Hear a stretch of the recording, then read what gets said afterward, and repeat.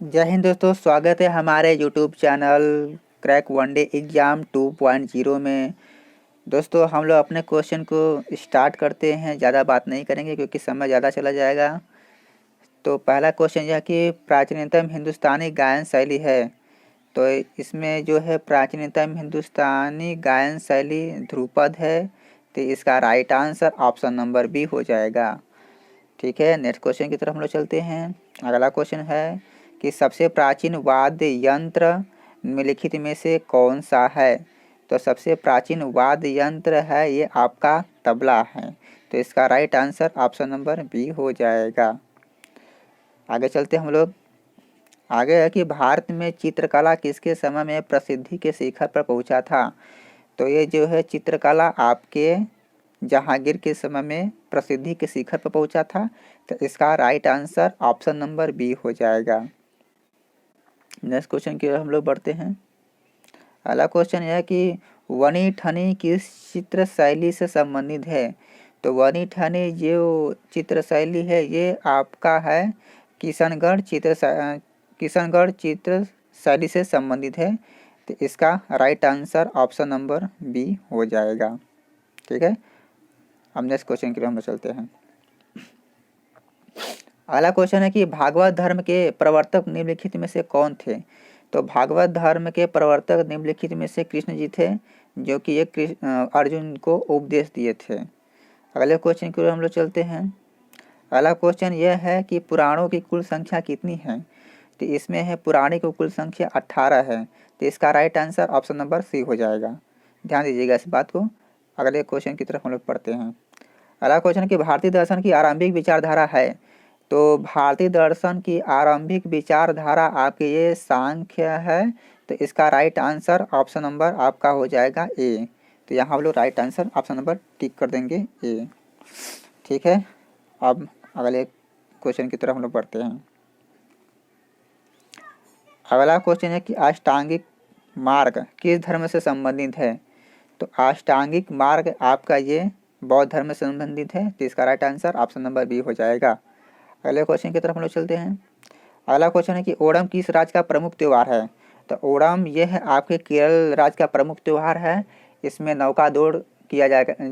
इसमें नौका दौड़ किया जाता है बैसाखी के समय में, जब हमारे खेतों की कटाई हो जाती, गेहूं की कटाई हो जाती है, तो उसमें नौका के द्वारा मतलब रेस होती है, जो कि नदियों में की जाती है केरल राज्य में। तो इसका ऑप्शन नंबर हो जाएगा right answer B. Next question की ओर हम लोग चलते हैं। अगला क्वेश्चन है कि पुरी में रथ यात्रा किसके सम्मान में निकाली जाती है। तो पुरी में जो है कि रथ यात्रा भगवान जगन्नाथ के सम्मान में निकाली जाती है। तो इसका right answer option number C हो जाएगा। अगले क्वेश्चन की तरफ हम लोग चलते हैं। अगला क्वेश्चन है कि श्रवण बेलगोला में गोमतेश्वर मंदिर जो होती है कि मूर्ति का निर्माण किसने कराया था। क्वेश्चन यह कि श्रवण बेलगोला में गोमतेश्वर मंदिर की मूर्ति का निर्माण किसने कराया था। तो ये आपके चामुंड राय ने कराया था। तो इसका right answer option number D हो जाएगा। नेक्स्ट क्वेश्चन की तरफ हम लोग चलते हैं। अगला क्वेश्चन है कि प्रख्यात सांस्कृतिक केंद्र भारत भवन स्थित है। इसको आप लोग ध्यान में दीजिएगा। तो इसका right answer option number B है, यह लखनऊ में स्थित है। ठीक है, अगले क्वेश्चन की तरफ हम चलते हैं। अगला क्वेश्चन है कि उज्जैन का प्राचीन काल में क्या नाम था। उज्जैन में प्राचीन नाम, उज्जैन का जो प्राचीन नाम था वह अवंतिका था। तो इसका right answer option number B हो जाएगा। नेक्स्ट क्वेश्चन की तरफ हम लोग चलते हैं। अगला क्वेश्चन है कि प्रख्यात बोरोबुदुर का बौद्ध स्तूप कहाँ है। ये है आपके जावा द्वीप पर। जावा द्वीप यह इंडोनेशिया के एक द्वीप है, जो कि भारत से बाहर है, न कि भारत में। इसको आप लोग ध्यान दीजिएगा। कितने बच्चे इसको भारत में समझ पाते हैं, लेकिन ये भारत के बाहर है। तो इसका right answer option number A हो जाएगा। ठीक है, आगे हम लोग बढ़ते हैं अपने क्वेश्चन की तरफ।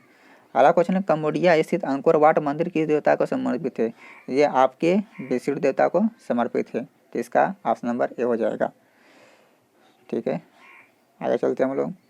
अगला क्वेश्चन है कि भारतीय नाट्य संस्थान कहाँ है। ये आपके क्वेश्चन में बार बार पूछे जाने वाला सवाल है। इसको आप लोग कृपया ज़्यादा से ज़्यादा ध्यान में दीजिएगा और इसको अपने दिमाग में रख लीजिए। तो अगला क्वेश्चन है ये भारतीय नाट्य संस्थान कहाँ स्थित है? तो यह आपके नई दिल्ली में स्थित है। तो इसका right answer option number A हो जाएगा। अगले क्वेश्चन की तरफ हम लोग चलते हैं। अगला क्वेश्चन यह है कि राष्ट्रीय साक्षरता मिशन की शुरुआत कब हुई थी? तो राष्ट्रीय साक्षरता मिशन की शुरुआत आपका ये 1988 में हुई थी, राजीव गांधी के समय में, जो कि यह 10+2+3 के आधार पर थी। लेकिन अब 2020 का नई राष्ट्रीय शिक्षा नीति आने के बाद बदल गई है, जो कि इसका हो गया है अब 5+3+3+4। ठीक है, अब आगे की तरफ हम लोग चलते हैं। आगे अगला क्वेश्चन है कि भारत में सबसे अधिक बोला जाने वाला भाषाई समूह है। तो ये है आपका इंडो आर्यन है, इंडो आर्यन। ठीक है, अगले क्वेश्चन की तरफ हम लोग चलते हैं। अगला क्वेश्चन यह है कि भारत की सर्वाधिक प्राचीन लिपि कौन सी है? तो भारत की जो सबसे प्राचीन लिपि है वो आपकी ब्राह्मी लिपि है। तो इसका ऑप्शन नंबर डी हो जाएगा। अगला है कि किसके प्रतीक चिन्ह में बहुजन हिताय बहुजन सुखाय अंकित है? तो यह आकाशवाणी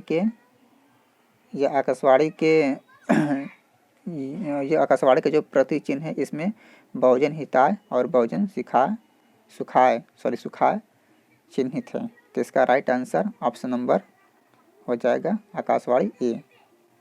ठीक है, अगले क्वेश्चन की तरफ हम चलते हैं। अगला क्वेश्चन है कि भारत में पुनर्जागरण का जनक किसे कहा जाता है? तो भारत में पुनर्जागरण का जो जनक है वो राजा राम मोहन राय को कहा जाता है। तो इसका right answer option number C हो जाएगा। ठीक है, नेक्स्ट क्वेश्चन की तरफ हम लोग चलते हैं। अगला क्वेश्चन है केरल में सर्वाधिक प्रचलित शास्त्रीय नृत्य है। तो केरल में प्रचलित सर्वाधिक शास्त्रीय नृत्य कथकली है। तो इसका right answer option number B हो जाएगा। यहाँ ध्यान दीजिएगा आप लोगों की मोहिनी अट्टम भी केरल का शास्त्रीय नृत्य है।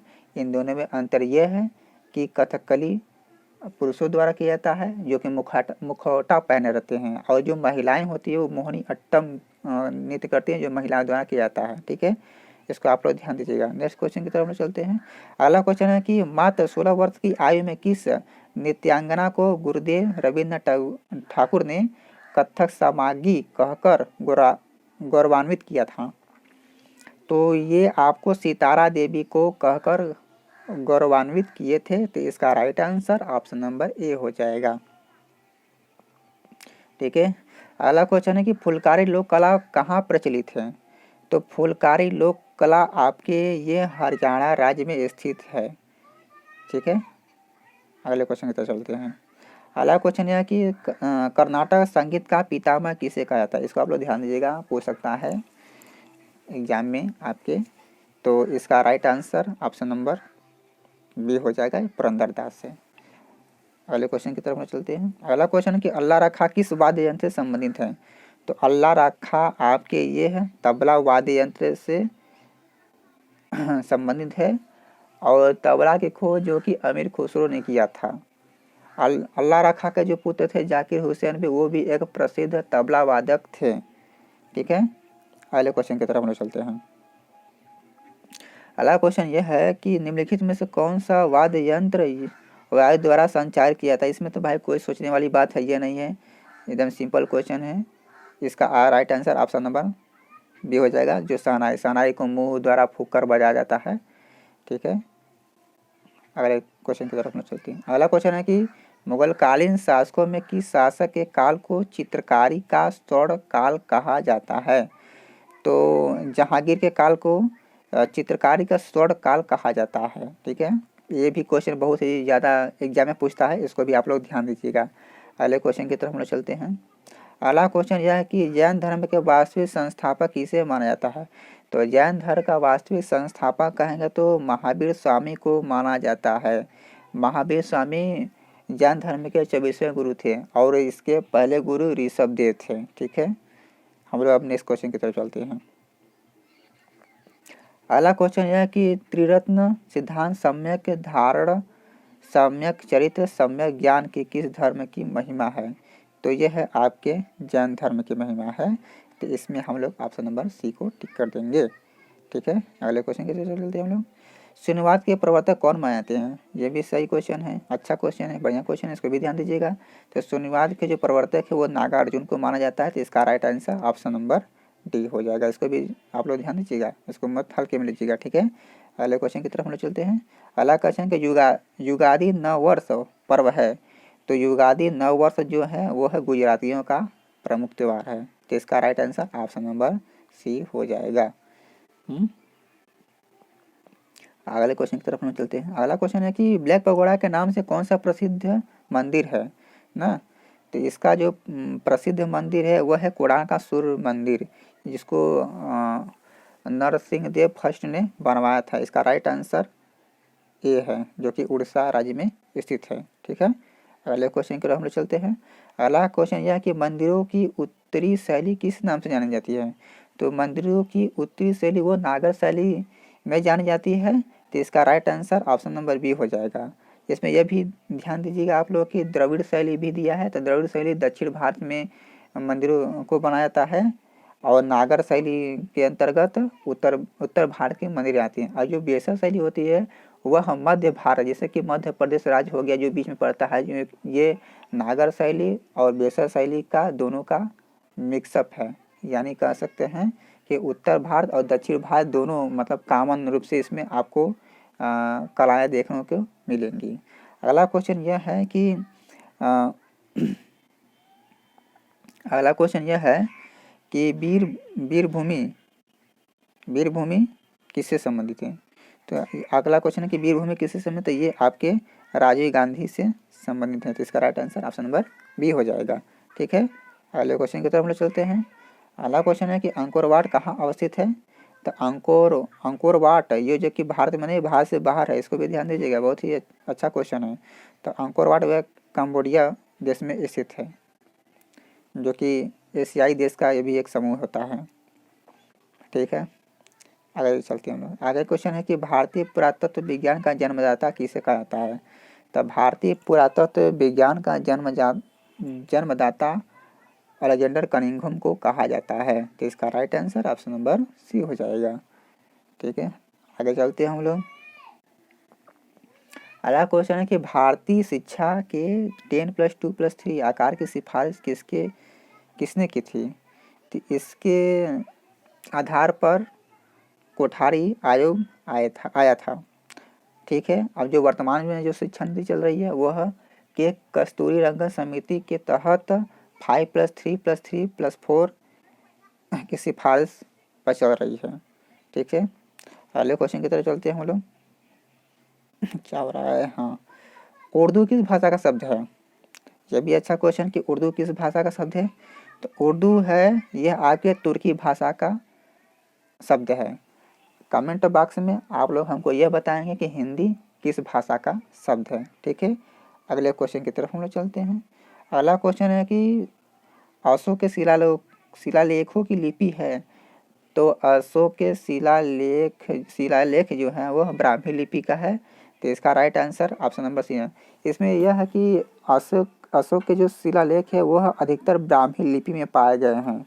वैसे तो अशोक के जो शिलालेख है वो तीन चार भाषाओं में पाया गया है, लेकिन जो सर्वाधिक शिलालेख पाया गया है वह ब्राह्मी लिपि में पाया गया है, ठीक है।